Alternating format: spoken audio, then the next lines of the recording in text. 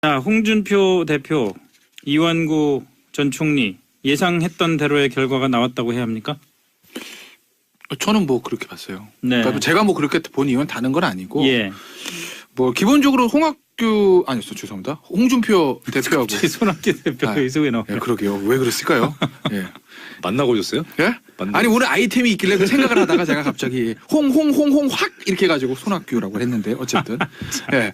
홍준표 대표하고 이완구 전 총리 같은 경우에는 두 사람 공이 1심에서 이제 유죄가 나오고 항소심이 2심에서 무죄가 나왔거든요. 네. 근데 두 사람의 이제 쟁점이라는 게 어떤 법률적인 쟁점, 예를 들어서 돈을 받았는데 이게 대가성이 있는 뇌물이냐 아니면 뭐 선물이냐 뭐 이런 게 아니라 기본적으로 돈을 받았는지 안 받았는지는 이제 사실관계에 대한 판단이거든요. 네. 근데 대법원은 기본적으로 법률심이니까 사실관계 판단에 정말 엄청난 오류가 있지 않으면 그 항소심에서의 어떤 사실심의 최종심이나 마찬가지로 항소심에서 판단을 그대로 유지하는 경우가 많습니다. 네. 근데 이제 항소심에서 저는 무죄가 나왔기 때문에 두 사람 다 공이. 네. 그래서 아마 대법원에서도 뭐 무죄 나올 확률이 뭐 거의 한 90% 가깝지 않냐 이렇게 봤던 거고. 네. 근데 비단 뭐 이 두 사람만 그런 게 아니라 예전에 이제 박지원 의원 있잖아요. 네. 박지원 의원도 그 마지막 이제 사법 처리를 될 뻔했던 게 이제 저축은행 사건인데. 그렇죠. 그때 똑같이 1심 유죄, 항소심에서 무죄.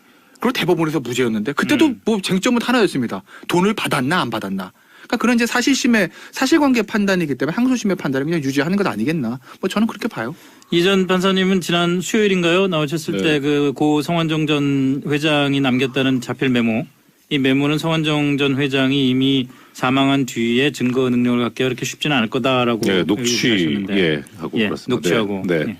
결국은 이제 항소심에서 그렇게 판단을 해서 무죄를 했었고 그게 이제 유지가 된 거죠. 예. 근데 뭐 김 변호사님께서 좋은 말씀해 주셨는데 하나 이제 저 부가해서 말씀드리자면 사실 이 부분을 간과하고 그러니까 놓치고 있었는데 이제 전원합의체에서 대법원 판결이 선고된 게 아니라 소부에서 판결이 선고가 됐더라고요. 그래서 그것은 이제 어제 늦게 이제 캐치를 해서 그게 이제 무슨 뜻이냐면 소부에서 판단을 한다는 거는 그 대법관 4명으로 구성된 부에서 4사람이 의견 일치가 되면은 그럼 바로 판결을 선고할 수 있고 안 그러면 이제 전원합의체에 넘겨야 되거든요. 대법관 전원으로 구성되는. 그런데 지금 이 사건에서 쟁점이 특별히 신빙할 수 있는 상태에서 작성된 거냐 이 메모라든가 녹음이 그거기 때문에 그것은 사실 그 항소심에서 직접 면전에서 재판을 담당했던 판사들이 더 생생하게 느낄 수 있거든요. 근데 그거를 뒤집어서 이거는 그러니까 항소심에서 신빙할 수 없는 상태였다라고 봤는데 신빙할 수 있다라고 대법관들이 그걸 뒤집으려면 적어도 4명 중에 한 사람은 그렇게까지 보기는 어렵지 않겠느냐라는 반대 의견을 제시할 수 있어서 만약에 전원합의체에서 판결을 선고한다면 파기환송의 여지도 있었을 거는 같아요. 그러니까 소부에서 하니까 이건 뭐 2심에서 내린 그 판단이 조금이라도 판단을 뒤집어야 될 만한 상황이면은 그 소부에서 판단할 때는 보나마나 논란이 있을 테니까 그 논란은 당연히 전원합의체로 넘어갔을 거다. 그러니까 그러니까 꼭 그런 건 아닌데 이 지금 쟁점이 논란이 될 만한 쟁점이었기 때문에 그래서 전원합의체로 갈 만했었는데 아닌 걸 보면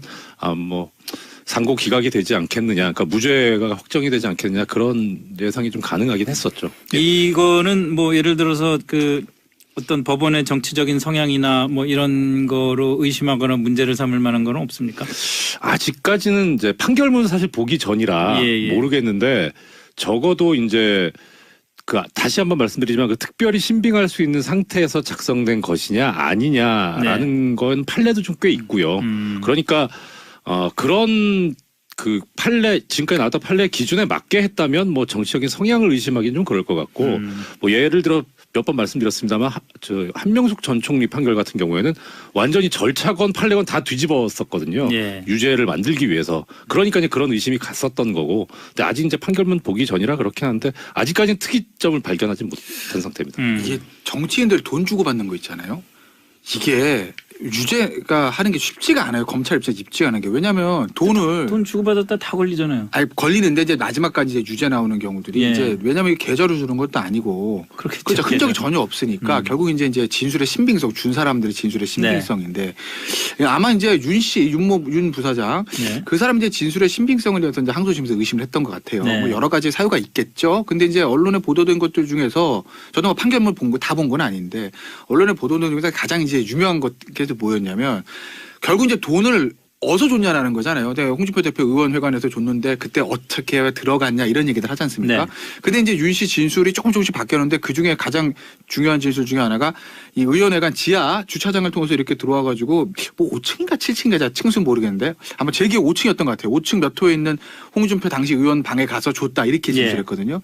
근데 내가 당시에 그때 이제 홍준표 의원 당시에 이제 측에서 이걸 보니까 그 지하 주차장으로 들어왔다고 한 그 날짜에 당시에 그 의원회관 지하청 쪽에 문이 공사를 해서 못 들어왔다는 거예요. 그러니까 이제 법원이 봤을 때는 진술이 이게 신빙성에 문제가 아니라 이렇게 보는 거죠. 물론 이제 윤 씨 입장에서 착각했을 수도 있는데 있을 수도 있는데 그 정도는 이제 준 사람의 진술의 신빙성이 어떤 구체적인 측면에서 어디 한 군데서 이제 딱 뚫리기 시작하면 변호인들은 그걸 계속 물고 늘어지는 거고 그럼 이제 법원 입장에서 봤을 때는 이게 다 계좌도 없는데 진술이 약간 흔들리기 시작하고 예를 들어서 진술의 신빙성 10점 만점에 최소 9점은 넘어야 맞다 이렇게 될 텐데 몇 점 깎여서 7점 8점 이렇게 내려가게 되면 그걸 가지고 유죄 선고하면 굉장히 부담이거든요. 그런 것들이 좀 있었죠. 거기다가 이제 판례를 보면 이 뇌물을 줬다는 사람의 진술 를 어느 정도까지 어떤 기준으로 믿을 수 있냐의 신빙성 기준에 관해서 나온 판례가 항상 언급하고 있는 게 그겁니다. 이 뇌물을 줬다라고 진술한 사람이 어떠한 이해관계를 가지고 있느냐. 그러니까 이해관계에 따라서 뭐 쉽게 말하면 그거죠. 수사에 협조하는 대가로 당신 빼주겠다. 이런 이해관계가 있을 수 있으면 구체적인 이해관계. 그러면 신빙성을 낮게 보죠. 그러니까 지금 이제 아까 김 변호사님 말씀하신 그런 사정에다가 그러니까 진술에 그 얘기한 내용이 객관적인 사실하고 약간 어긋난 부분도 있는데다가 이분은 지금 사실 만약에 증례물 전달로 처벌을 받을 수도 있는 상태였었기 때문에 그렇죠. 그래서 이분이 만약에 기소가 됐었다면 또 얘기가 다른데 그런데 기소가 됐음에도 불구하고 본인이 자백을 하면은 신빙성이 있다고 볼 수도 있는데 근데 기소가 안 된 상태이기 때문에 그렇게까지 하기는 좀 무리가 있지 않았을까.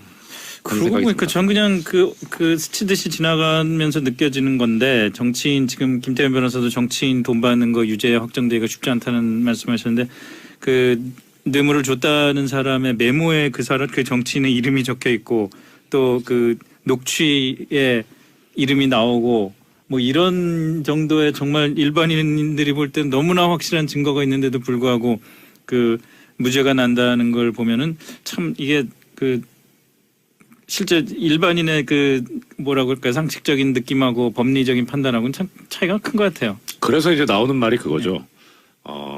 10명의 도둑을 놓치더라도 한 명의 억울한 사람을 만들어서 안 된다는 거죠. 그리고 그런 상태에서 형사 판결에서 유죄가 나오려면 이제 판례에서 쓰는 문장이 그렇습니다. 합리적인 의심을 배제할 수 있을 정도로 증명이 돼야 된다는 거거든요. 그러니까 이럴 수도 있겠는데라고 하면 그거 가지고는 유죄를 못 한다는 거죠. 그러니까 지금 말씀하신 대로 일반인의 기준하고는 동떨어져 있을 수 있습니다. 그런데 그게 이제 역사적으로 그렇게 하지 않았을 때 무고한 사람들이 너무나 많이 처벌을 받고 고통을 받았기 때문에 그래서 그런 반성적인 고려에서 나온 거라서 이것도 이제 또 어차피 법이라는 게 일반인의 생각과 또 어떤 그 기준에 맞아야 되니까 일반인들이 그렇게 생각하지 못하겠다라고 하면 그 법을 또 바꿔야죠.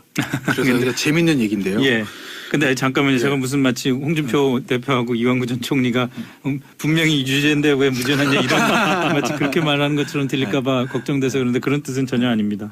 이게 저 여담인데 우리나라 이제 배심제 국민참여재판이 피고인들만 이제 그 원했을 때 하게 되거든요. 근데 정치인들 수뢰 사건이나 공무원들 뇌물 사건에서 피고인들이 국민참여재판 하겠습니다 하는 예가 있을까요, 없을까요? 없죠, 당연히. 없죠. 기본적으로 우리나라 국민들이 이제 공무원들이나 이런 정치인들이라도 정치자금 뇌물에 대한 본인 시각이 안 좋지 않습니까? 뭐 보수 정치인, 진보 정치인 할 걸 없고. 그래서 뭐 어떤 분이 그 얘기를 하시더라고요. 우리나라 검사 분이 예전에 우리나라도 미국처럼 전면 배심제 되면 검찰은 너무 좋을 거다. 음. 특수수사 너무 쉬워. 정치인 뇌물, 정치자금, 재벌 횡령 배임 정말 쉽게 갈 수 있다고. 뭐 그런 여론몰이 하면 되니까. 그렇죠. 뭐 그런 이제 여담 하는데 그게 이제 앵커가 얘기했던 그런 부분들, 그러니까 일반의 국민의 감정과 예. 사법부에서 이제 전문 법관들을 보는 시각은 조금 다를 수도 있는 거죠. 예. 그런 것 같습니다. 자, 그런데 무죄가 확정되고 나서 홍준표 대표와 이완구 전 총리가 일제히 증거 조작한 검사들 책임 묻겠다. 검찰이 증거 조작하고 폐기했다. 문무일 총장 수사 책임자로 답해야 한다. 이렇게 얘기를 하고 나왔어요. 무슨 말인지 저는 잘 모르겠더라고요. 무슨 증거를 어떻게 조작을 했다는. 글쎄 이게 예. 뭐 저는 모르죠. 가능이나 한 건지도 모르겠고. 그러니까 일단 판결에 나오는 얘기는 조작된 증거가 아니고 네. 검찰이 나름대로 이것으로서 유죄 증명이 가능하겠다고 생각해서 나온 건데, 그래서 저도 그러니까 보도는 봤는데 네. 무슨 증거를 어떻게 검찰이 조작했다는 건지 잘 명확하게 나와 있지 않아서 오히려 뭐 무죄 판결을 받았으니까 확정 판결을, 그러니까 어떤 측면에서 보면은 억울한 기소를 당한 거 아닙니까? 억울하게 재판에 넘겨진 거니까. 예. 그래서 한풀이 하는 차원에서 막 그냥 한번 들어줄 수도 있지 않을까 하는 좀 그런 정도입니다. 그래요. 문무일 총장이 당시 이거 수사할 때 수사 책임자였잖아요. 그렇죠. 대전지검장이었나 뭐 그랬었죠. 당시 이제 그 수사팀에 참여했던 검사로부터 얘기를 들은 지인한테 이제 저 들은 건데, 당시에 그 수사팀에 있던 검사들이 상당히 어려워했었답니다. 이 수사에 대해서. 그러니까 그렇죠. 이게 뭐냐면 본인은 성완종 전 회장 같은 경우는 본인 스스로 너무나 억울하기 때문에 그런 메모도 남겼고 그다음에 기자분하고 통화도 했고 스스로 목숨까지 끊었는데, 네. 그러니까 본인은 너무나 이제 그게 억울했던 거겠죠. 그런데 수사를 하고 기소를 해야 되는 검찰 입장에서 보면 사실 사람이 어떤 말을 하고 행동을 하는데 일관되게 쭉 가는 경우는 거의 없지 않습니까? 약간 이제 좀 어떻게 엇나가는 경우도 있는데, 그것이 왜 엇나갔는지를 차근차근 이제 퍼즐을 맞추듯이 다져 나가는 게 이 수사의 하나의 또 수단인데, 그렇죠. 목적인데 돌아가셔 놓으니까 방법이 없는 거예요. 그래서 되게 푸념을 많이 했던 게 이제 일하고 마치고 일과 마치고 밤에 이제 소주 마시면서 하는 얘기가, 이분이 왜 돌아가셔가지고 라는 얘기를 되게 많이 했다는 그렇죠. 전언을 들었습니다. 그러니까 뭐 아까 앞서 이제 이정열 이사도 지적하셨듯이 뭐 그런 부분일 거예요. 그러니까 솔직히 말씀드리면 이 사건뿐만 아니라 긴 재판 끝에 대법원에서 형사재판 무죄 확정된 사람들의 그 억울함은 말로 표현 못해요. 더군다나 이제 구속 피고인인 경우에는 예. 결과적으로 진짜 억울한 옥살이 한 게 되거든요. 예. 그래서 이제 뭐 형사보장 청구 이런 것들을 하는데 시간 쓰죠. 변호사비도 엄청 썼을 거 아닙니까? 돈 쓰죠. 스트레스 받죠. 뭐 심리적으로 타격 입죠. 명예 떨어져. 여러 가지 이제 불이익들이 있으니까 어쨌든 결과적으로는 검찰에 잘못 기소한 거니까 검찰에 대해서 뭐 해댈 수는 있는데, 무리한 수사, 무리한 기소, 검찰권 바로 서라, 정치 검찰 이런 얘기까지는 할 수는 있습니다. 근데 뭐 증거 조작까지는 글쎄 모르겠어요. 증거를 보고 판단을 하는 데 있어서 잘못된 판단을 한 거죠. 결과적으로는. 예. 근데 이제 조작이라고 말하면 없는 걸 이제 만들어내는 것이거든요. 뭐 김기춘 피고인이나 뭐 이런 글쎄, 국정원에서 원세훈 뭐 이런 분들이 하던 거 아니에요? 그것까지는 제가 모르겠어요. 그러니까 그렇게 기소가 돼 있잖아요. 그러니까 어쨌든. 유죄도 낮고. 그러니까 이제 뭐 예. 그러니까 오늘 뭐 홍준표 대표가 책임을 묻겠다는 얘기는 했어요. 예. 그러니까 그 말대로 보면 뭔가는 가지고 있다는 얘기야. 그 말대로 되면요. 그럼 이제 두 번째 액션, 세 번째 액션, 사후 조치가 나오겠다는 거 아니겠습니까? 그걸 한번 봐야죠. 진짜 뭐가 있어서 그러는 건지, 아니면 그냥 약간의 이제 이정열 이사 표현대로 한풀이 뭐 이런 측면에서 강하게 얘기를 하는 거지, 아니면 정말 뭐가 들고 있는 건지는 뭐 좀 다음 스텝을 지켜봐야 되지 않겠습니까? 지금까지 해오신 걸로 보면은 다음 스텝은 안 밟지 않으실까. 저도 그쪽에 한 표 던지겠습니다. 예. 지금 할 일이 얼마나 많으신데 지금 그거 하실. 그러니까 성이 그 아니잖아요. 많이 남은 할 일, 일단 네. 뭐 자유한국당을 완전히 뒤바꾸는 일, 친정 체제 구축하는 일 할 일이 많잖아요. 홍준표 대표 같은 경우에. 자유한국당은 어떻게 될 것 같습니까? 자유한국당은 그냥 이대로 가는 거죠. 뭐 홍준표 대표 체제가 뭐 더 강화된다 이런 분석들 많이 하던데. 네. 아니, 그러니까 예를 들면 무죄가 확정됐으면 원래 기존대로 가는 겁니다. 홍준표 대표 스타일상 내가 내일 모레 무죄될지 모르고 유죄될지 모르니까 몰라가지고 가슴이 쿵쾅쿵쾅 뛰어가지고 할 일 안 하고 그런 스타일 아니지 않습니까? 예. 원래대로 해오던 걸 그냥 계속 갈 거기 때문에 뭐 더 강화되고 말고도 할 것 없이 그냥 이 상태대로 아마 계속 갈 거예요. 네. 이거 무죄를 받았다고 해서 더 타격을 받는 일은 없을 거다. 그냥 기존에 있던 어떤 그 스탠스를 계속 유지를 할 건데 홍준표 대표 사실 지금 엄청난 과제가 떨어진 건 맞죠. 그러니까 예. 예를 들면 홍준표 대표가 이제 본인의 친박을 이제 정리를 하고 그 다음에 새 사람을 채워넣겠다는 것이거든요. 근데 가장 중요한 건 친박을 청산하는 것보다 더 중요한 거는 새 사람을 채워넣는 거예요. 왜냐하면 이 보수 지금 좀 자유한국당 같은 경우에는 내번 지방선거뿐만 아니라 그 다음 총선, 그 다음 대선까지 인물이 없다는 얘기들 많이 합니다. 근데 사실은 이제 지금의 여당 더불어민주당 우리가 좀 돌아보면요. 예. 뭐 2008년 대선에서 압도적인 표차로 지고 당시에 안희정 씨죠. 당시는 네. 일반인이니까 패족이다 이런 얘기를 했습니다. 근데 2010년 지방선거, 2011년 서울시장 재보선을 통해서 부활을 합니다. 그렇죠. 그 부활을 하는 데 있어서는 당시에 안희정, 이재명, 뭐 나중에 이제 박탈은 됐지만 이광재, 예. 그다음에 박원순 종친 생략합니다. 네. 이렇게 지금 대선 후보급으로 평가될 수 있는 그 새 인물들 그때 다 들어오는 것이거든요. 예. 그 동력을 바탕으로 해서 2011년 총선에서 문재인 당시에 이제 변호사가 배지 달고 그다음에 대선까지 치른 겁니다. 그러니까 새 인물이 수혈되는 그게 2010년 11년에 그 당시에 이제 야권은 그걸 동력으로 해서 그 후로 이제 8년 후에 정권을 차지를 한 건데 그렇게 되면 자유한국당도 사실 다음 지방선거 다음 총선에 뭔가 새 인물 수혈이 돼야 됩니다. 네. 현재로서 그게 쉽겠느냐? 난망하죠. 그걸 홍준표 대표가 찾아내는 게 본인의 할 일이에요. 저는 홍준표 대표가 가장 중요하게 할 일은 지금 친박 나름대로 청산해서 빈 곳에 정말 좋은 새 인물들을 채워 넣어야 되는데 네. 그걸 할 수 있겠느냐는 거죠. 제가 못한다는 얘기는 아닌데 할 수 있다고 제가 장담을 못한다는 거예요. 얘기. 아니. 그래 계속 못한다는 아니, 얘기를 들은. 이게요. 교묘하게 아니, 그건 아니에요. 이게요. 홍준표 대표 입장에서 보면요. 독고다이라고 하잖아요. 그러니까 독고다이라고 합니다. 그거는 양면성이 있어요. 독고다이라 본인 표현으로 이라는 얘기는 본인은 세력이 없다는 거잖아요. 기존에. 네. 그럼 빚진 사람이 없어요. 네. 그 얘기는 내 사람을 챙겨줄 사람이 없으니까 이 빈자리에 기존에 내가 빚진 사람들 채워넣은 어떤 그거는 없다고 볼 수 있으나 그걸 반대로 돌아서 보면 나도 이제 당대표가 됐는데 예. 나도 다음 대선 치러야 생각하고 되는데 있죠. 예. 내가 만약에 여기서 내 사람을 안 꽂으면 지금 뭐 김무성 전 대표 같은 사람 뒤에 하고 있지만 언젠가 전면에 다시 등장할지 모르는 일이거든요. 그렇죠. 홍준표 대표 입장에서 불안할 수도 있습니다. 이번 기회에 내 사람 한번 챙겨봐. 이 욕망에 시달릴 수도 있는 것이거든요. 그래서 만약에 정말 본인의 사람을 심기 시작하면 그러면 자유한국당 앞날은 어두워지는 거죠. 그러니까 정말 얼마나 공명정대하게 좋은 사람들 뽑아서 채울 수 있느냐. 그게 관건이에요. 그 두 가지 점을 말씀드리고 싶은데 예. 하나는 지금 방금 말씀하셨으니까 공명정대한 사람으로 채울 수 있느냐. 좋은 사람. 그러니까 사실 지금 뭐 예컨대 이제 유여의 최고위원 같은 경우에 네. 지역구가 서초갑이잖아요. 네. 저희 집 서초을 쪽이거든요. 예. 앵커께서도 네, 저도 하여튼 뭐 사생활은 드러내지 말기로 하고. 그러니까 이 서초구 지역, 소위 말하는 서울 강남 상구 지역에 사시는 분들하고 이제 뭐 동네니까 아는 분들하고 예. 얘기해 보면 부끄럽다는 겁니다. 그러니까 공명정대한 분이 있겠죠. 근데 문제는 이 공명정대한 분들이 부끄러워서 홍준표 대표 그러니까 후보로 나왔을 때 못 찍겠다는 거예요.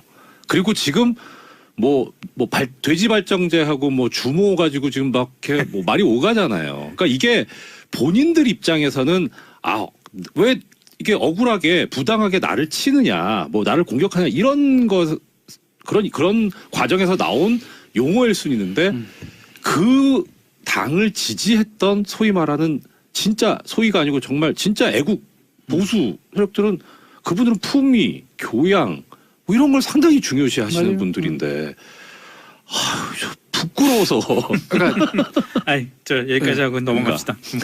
더 그렇게 진전된 얘기가 나올 거예요. 한마디만 더 말씀드리자면 아까 김 변호사님께서 그 친박 청산 하셨는데 저는 이거를 차명진 전 의원인 걸로 기억하는데 그분이 한 얘기를 옮기는 걸로 저 말씀 대신할게요. 뭐라고 하셨냐면 지금 조직 강화 특위에서 지금 그 당협위원장이 물갈이를 한다고 하는데 이게 뭐 예컨대 경기도 같으면은 원에만 쳐서 54개 중에서 25개가 바뀌었다. 근데 TK는 하나 바뀌었다. 이게 무슨 친박 물갈이냐. 이거 아니다. 결국은 이게 지금 하는 거는 친박 물갈이를 내세우면서 실제로 하고 있는 거는 친홍 열심히 하는 사람, 이 사람들을 지금 심으려고 하는 거다. 그러니까 진짜 친박을 청산할 거면 TK 쪽을 먼저 물갈이를 해야 되는데 TK 쪽에서 목소리 죽이고 지금은 우리가 나설 때가 아니야라고 하면서 홍준표 대표에게 협력하고 있는 사람들 다 살려준 거 아니냐. 네. 그러니까 이런 명분 없는 거를 하면 안 된다라는 게 지금 그렇게 전하더라고요. 그러니까 알겠습니다. 예, 그게 문제죠. 저도 30초만 하면 안 돼요? 그러세요. 그러니까 저 얘기가 저 많이 옳은 지적이에요. 아까 얘기한 손학규 전 대표가 섭섭해하겠다. 지금 네. 손학규 전 대표 얘기하려고 그러는데. 원래 손학규 전 대표가 원래 귀국하시면 뭐 사건 터져가지고 잘 항상 뉴스에 그렇죠. 묻히는 그런 징크스기. 어쨌든 30초. 예. 예. 그러니까 그 지점이에요 바로. 왜냐하면 지금 이제 60 정도 쳐냈는데 소위 말해서요 자유한국당 입장에서 물 좋은 지역이 많이 나왔습니다. 자유한국당 입장에서. 네, 네, 아니 네. 그렇잖아요. 그렇죠. 자유한국당에서 해볼 물 마시는데. 아 그러니까요. 그러니까 우리 쉬운 표현을 하면 정말 자유한국당 입장에서는 적각거리 흐르는 땅, 물 좋은 지역구들이 많이 나왔어요. 그걸 결국 어떻게 채워내냐는 거죠. 그러니까 차명진 전 의원도 그런 부분을 걱정을 하는 거고 한마디만 마지막으로 말씀드리면 자유한국당 이렇게 어려운 이유 중에 하나. 자유한국당에는 데이빗 캐머런이 없다.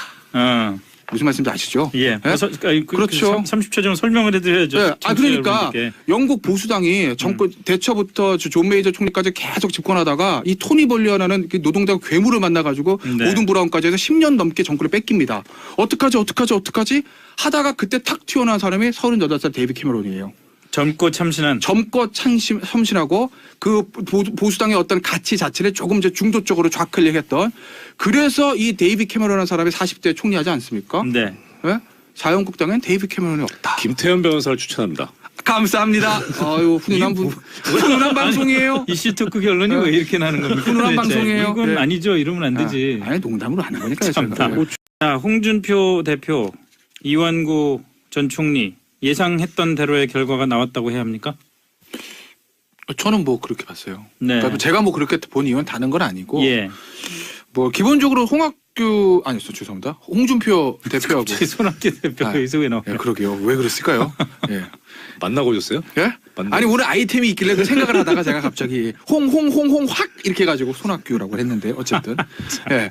홍준표 대표하고 이완구 전 총리 같은 경우에는 두 사람 공이 1심에서 이제 유죄가 나오고 항소심이 2심에서 무죄가 나왔거든요. 네. 근데 두 사람의 이제 쟁점이라는 게 어떤 법률적인 쟁점, 예를 들어서 돈을 받았는데 이게 대가성 있는 뇌물이냐 아니면 뭐 선물이냐 뭐 이런 게 아니라 기본적으로 돈을 받았는지 안 받았는지는 이제 사실관계에 대한 판단이거든요. 네. 근데 대법원은 기본적으로 법률심이니까 사실관계 판단에 정말 엄청난 오류가 있지 않으면 그 항소심에서의 어떤 사실심의 최종심이나 마찬가지는 항소심에서 판단을 그대로 유지하는 경우가 많습니다. 네. 근데 이제 항소심에서 저는 무죄가 나왔기 때문에 두 사람 다 공이. 네. 그래서 아마 대법원에서도 뭐 무죄 나올 확률이 뭐 거의 한 90% 가깝지 않냐 이렇게 봤던 거고. 네. 근데 비단 뭐 이 두 사람만 그런 게 아니라 예전에 이제 박지원 의원 있잖아요. 네. 박지원 의원도 그 마지막 이제 사법 처리를 될 뻔했던 게 이제 저축은행 사건인데 그렇죠. 그때 똑같이 1심 유죄, 항소심에서 무죄. 그리고 대법원에서 무죄였는데 그때도 뭐 쟁점은 하나였습니다. 돈을 받았나 안 받았나. 그러니까 그런 이제 사실심의 사실관계 판단이기 때문에 항소심의 판단을 그냥 유지하는 것 아니겠나. 뭐 저는 그렇게 봐요. 이전 판사님은 지난 수요일인가요? 나오셨을 때 그 고 성완종 전 회장이 남겼다는 자필 메모. 이 메모는 성완종 전 회장이 이미 사망한 뒤에 증거 능력을 갖기가 그렇게 쉽지는 않을 거다라고 녹취하셨는데. 하고 그렇습니다. 녹취하고. 네. 네.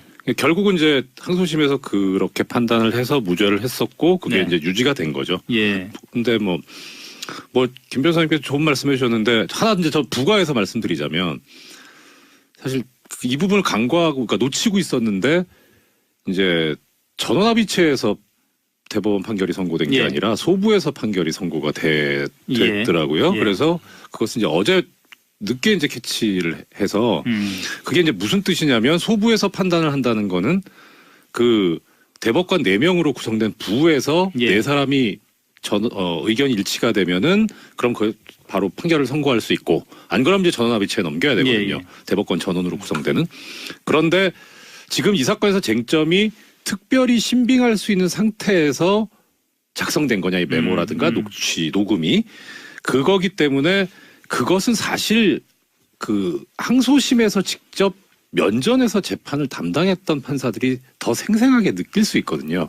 근데 그거를 뒤집어서 이거는 그러니까 항소심에서 신빙할 수 없는 상태였다라고 봤는데 신빙할 수 있다라고 대법관들이 그걸 뒤집으려면 적어도 4명 중에 한 사람은 그렇게까지 보기는 어렵지 않겠느냐라는 반대 의견을 제시할 수 있어서 만약에 전원합의체에서 판결을 선고한다면 파기환송의 여지도 있었을 거는 같아요. 그러니까 소부에서 하니까 이건 뭐 그러니까 2심에서 내린 그 판단이 조금이라도 판단을 뒤집어야 될 만한 상황이면은 그 소부에서 판단할 때는 보나마나 논란이 있을 테니까 그 논란은 당연히 전원합의체로 넘어갔을 거다. 그러니까 그러니까 꼭 그런 건 아닌데 이 지금 쟁점이 논란이 될 만한 쟁점이었기 때문에 그래서 전원합의체로 갈만했었는데 아닌 걸 보면 뭐 상고 기각이 되지 않겠느냐, 그러니까 무죄가 확정이 되지 않겠느냐 그런 예상이 좀 가능하긴 했었죠. 이거는 뭐 예를 들어서 그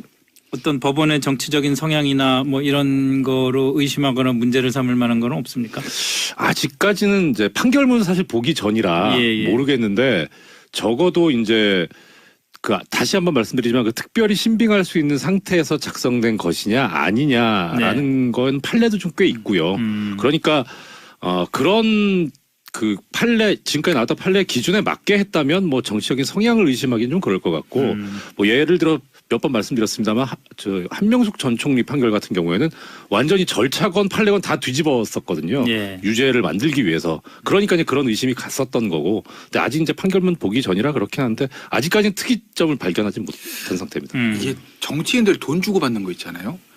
이게 유죄가 하는 게 쉽지가 않아요. 검찰 입장에 쉽지가 않은 게. 왜냐하면 돈 주고받았다 다 걸리잖아요. 아니 걸리는데 이제 마지막까지 이제 유죄 나오는 경우들이 이제 왜냐하면 계좌로 주는 것도 아니고 그렇죠. 흔적이 전혀 없으니까 결국 이제 진술의 신빙성 준 사람들의 진술의 신빙성인데 아마 이제 윤 부사장 그 사람 이제 진술의 신빙성을 위해서 이제 항소심에서 의심을 했던 것 같아요. 뭐 여러 가지 사유가 있겠죠. 근데 이제 언론에 보도된 것들 중에서 저도 뭐 판결문 본 거 다 본 건 아닌데 언론에 보도된 중에서 가장 이제 유명한 것 뭐였냐면 결국 이제 돈을 어디서 줬냐라는 거잖아요. 홍준표 대표 의원회관에서 줬는데 그때 어떻게 들어갔냐 이런 얘기들 하지 않습니까?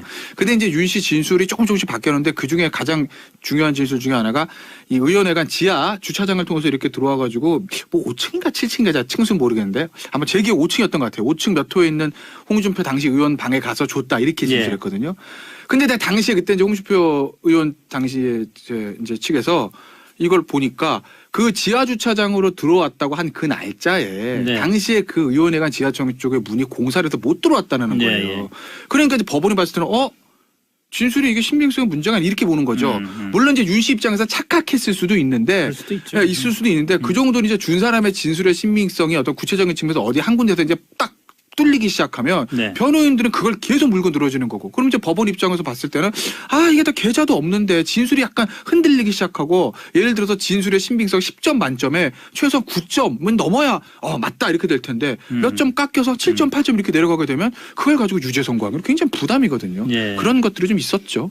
거기다가 이제 판례를 보면 이 뇌물을 줬다는 사람의 진술 를 어느 정도까지 어떤 기준으로 믿을 수 있냐의 신빙성 기준에 관해서 나온 판례가 항상 언급하고 있는 게 그겁니다. 이 뇌물을 줬다라고 진술한 사람이 어떠한 이해관계를 가지고 있느냐. 그러니까 이해관계에 따라서 뭐 쉽게 말하면 그거죠. 수사에 협조하는 대가로 당신 빼주겠다. 이런 이해관계가 있을 수 있으면 구체적인 이해관계. 그러면 신빙성을 낮게 보죠. 그러니까 지금 이제 아까 김 변호사님 말씀하신 그런 사정에다가 그러니까 진술에 그 얘기한 내용이 객관적인 사실하고 약간 어긋난 부분도 있는데다가 이분은 지금 사실 만약에 증례물 전달로 처벌을 받을 수도 있는 상태였었기 때문에 그래서 이분이 만약에 기소가 됐었다면 또 얘기가 다른데 그런데 기소가 됐음에도 불구하고 본인이 자백을 하면은 신빙성이 있다고 볼 수도 있는데 기소가 안 된 상태이기 때문에 그렇게까지 하기는 좀 무리가 있지 않았을까. 그러고 보니까 전 그냥 그 스치듯이 지나가면서 느껴지는 건데 정치인 지금 김태현 변호사도 정치인 돈 받는 거 유죄 확정되기가 쉽지 않다는 말씀하셨는데 그 뇌물을 줬다는 사람의 메모에 그 정치인의 이름이 적혀 있고 또 그 녹취에 이름이 나오고 뭐 이런 정도의 정말 일반인들이 볼 땐 너무나 확실한 증거가 있는데도 불구하고 그 무죄가 난다는 걸 보면은 참 이게 그 실제 일반인의 그 뭐라고 할까요? 상식적인 느낌하고 법리적인 판단하고는 참 차이가 큰 것 같아요. 그래서 이제 나오는 말이 그거죠. 10명의 도둑을 놓치더라도 한 명의 억울한 사람을 만들어서 안 그렇죠. 된다는 예, 거죠. 예. 그리고 그런 상태에서 형사 판결에서 유죄가 나오려면 이제 판례에서 쓰는 문장이 그렇습니다. 합리적인 의심을 배제할 수 있을 정도로 증명이 돼야 된다는 거거든요. 그러니까 이럴 수도 있겠는데라고 하면 그거 가지고는 유죄를 못 한다는 거죠. 그러니까 지금 말씀하신 대로 일반인의 기준하고는 동떨어져 있을 수 있습니다. 그런데 네. 그게 이제 역사적으로 그렇게 하지 않았을 때 무고한 사람들이 너무나 많이 처벌을 받고 고통을 받았기 때문에 그래서 그런 반성적인 고려에서 나온 거라서 막 이것도 이제 또 어차피 법이라는 게 일반인의 생각과 또 어떤 그 기준에 맞아야 되니까 네. 일반인들이 그렇게 생각하지 못하겠다라고 하면 그 법을 또 바꿔야죠. 그래서 재밌는 얘기인데요. 예. 근데 잠깐만요. 제가 무슨 마치 홍준표 대표하고 이완구 전 총리가 분명히 유죄인데 왜 무죄냐 이런 마치 그렇게 말하는 것처럼 들릴까봐 걱정돼서 그런데 그런 뜻은 전혀 아닙니다. 이게 저 여담인데 우리나라 이제 배심제 국민참여재판이 예. 피고인들만 이제 그 원했을 때 하게 되거든요. 예. 근데 정치인들 수뢰 사건이나 공무원들 뇌물 사건에서 피고인들이 국민참여재판 하겠습니다 하는 얘가 있을까요, 없을까요? 없겠죠, 당연히. 없죠. 기본적으로 우리나라 국민들이 이제 공무원들이나 이런 정치인들이나 또 정치자금 뇌물에 대한 본인 시각이 안 좋지 않습니까? 안 뭐 좋으니까, 예. 보수 정치인, 진보 정치인 할 건 없고. 예. 그래서 뭐 어떤 분이 그 얘기를 하시더라고요. 우리나라 검사 분이 예전에 우리나라도 미국처럼 전면 배심제 되면 검찰은 너무 좋을 거다. 특수수사 너무 쉬워. 정치인 뇌물, 정치자금, 재벌 횡령 배임 정말 쉽게 갈 수 있다고. 뭐 그런 여론몰이 하면 되니까. 그렇죠. 뭐 그런 이제 여담 하는데 그게 이제 앵커가 얘기했던 그런 부분들, 그러니까 일반의 국민의 감정과 사법부에서 이제 전문 법관들이 보는 시각은 조금 다를 수도 있는 거죠. 예. 그런 것 같습니다. 자, 그런데 무죄가 확정되고 나서 홍준표 대표와 이완구 전 총리가 일제히 증거 조작한 검사들 책임 묻겠다. 검찰이 증거 조작하고 폐기했다. 문무일 총장 수사 책임자로 답해야 한다. 이렇게 얘기를 하고 나왔어요. 무슨 말인지 저는 잘 모르겠더라고요. 무슨 증거를 어떻게 조작을 했다는. 글쎄 이게 뭐 저는 모르죠. 가능이나 한 건지도 모르겠고. 그러니까 일단 판결에 나오는 얘기는 조작된 증거가 아니고 네. 검찰이 나름대로 이것으로서 유죄 증명이 가능하다. 한국당은 어떻게 될 것 같습니까? 자유한국당은 그냥 이대로 가는 거죠. 뭐 홍준표 대표 체제가 뭐 더 강화된다 이런 분석들 많이 하던데. 네. 아니 그러니까 예를 들면 무죄가 확정됐으면 원래 기존대로 가는 겁니다. 홍준표 대표 스타일상 내가 내일 모레 무죄될지 모르고 유죄될지 모르니까 몰라가지고 가슴이 쿵쾅쿵쾅 뛰어가지고 할 일 안 하고 그런 스타일 아니지 않습니까? 예. 원래대로 해오던 걸 그냥 계속 갈 거기 때문에 뭐 더 강화되고 말고도 할 것 없이 그냥 이 상태대로 아마 계속 갈 거예요. 네. 이거 무죄를 받았다고 해서 더 타격을 받는 일은 없을 거다. 그냥 기존에 있던 어떤 그 스탠스를 계속 유지를 할 건데 홍준표 대표 사실 지금 엄청난 과제가 떨어진 건 맞죠. 그러니까 예를 들면 홍준표 대표가 이제 본인의 친박을 이제 정리를 하고 그 다음에 새 사람을 채워넣겠다는 것이거든요. 근데 가장 중요한 건 친박을 청산하는 것보다 더 중요한 거는 새 사람을 채워넣는 거예요. 왜냐하면 이 보수 지금 좀 자유한국당 같은 경우에는 내번 지방선거뿐만 아니라 그 다음 총선, 그 다음 대선까지 인물이 없다는 얘기들 많이 합니다. 근데 사실은 이제 지금의 여당 더불어민주당 우리가 좀 돌아보면요. 뭐 2008년 대선에서 압도적인 표차로 지고 당시에 안희정 씨죠. 당시는 일반인이니까 패족이다 이런 얘기를 했습니다. 근데 2010년 지방선거, 2011년 서울시장 재보선을 통해서 부활을 합니다. 그렇죠. 그 부활을 하는 데 있어서는 당시에 안희정, 이재명, 뭐 나중에 이제 박탈은 됐지만 이광재, 그다음에 박원순 종친 생략합니다. 이렇게 지금 대선 후보급으로 평가될 수 있는 그 새 인물들 그때 다 들어오는 것이거든요. 그 동력을 바탕으로 해서 2011년 총선에서 문재인 당시에 이제 변호사가 배지 달고 그다음에 대선까지 치른 겁니다. 그러니까 새 인물이 수혈되는 그게 2010년 11년에 당시에 이제 야권은 그걸 동력으로 해서 그 후로 이제 8년 후에 정권을 차지를 한 건데 그렇게 되면 자유한국당도 사실 다음 지방선거 다음 총선에 뭔가 새 인물 수혈이 돼야 됩니다. 현재로서 그게 쉽겠느냐? 난망하죠. 그걸 홍준표 대표가 찾아내는 게 본인의 할 일이에요. 저는 홍준표 대표가 가장 중요하게 할 일은 지금 친박 나름대로 청산해서 빈 곳에 정말 좋은 새 인물들을 채워 넣어야 되는데 그걸 할 수 있겠느냐는 거죠. 제가 못한다는 얘기는 아닌데 할 수 있다고 제가 장담을 못한다는 거예요. 아니. 그렇게 계속 못한다는 얘기를 들은 이게요. 교묘하게. 그건 아니에요. 이게요. 홍준표 대표 입장에서 보면요. 독고다이라고 하잖아요. 그러니까 독고다이라고 합니다. 그거는 양면성이 있어요.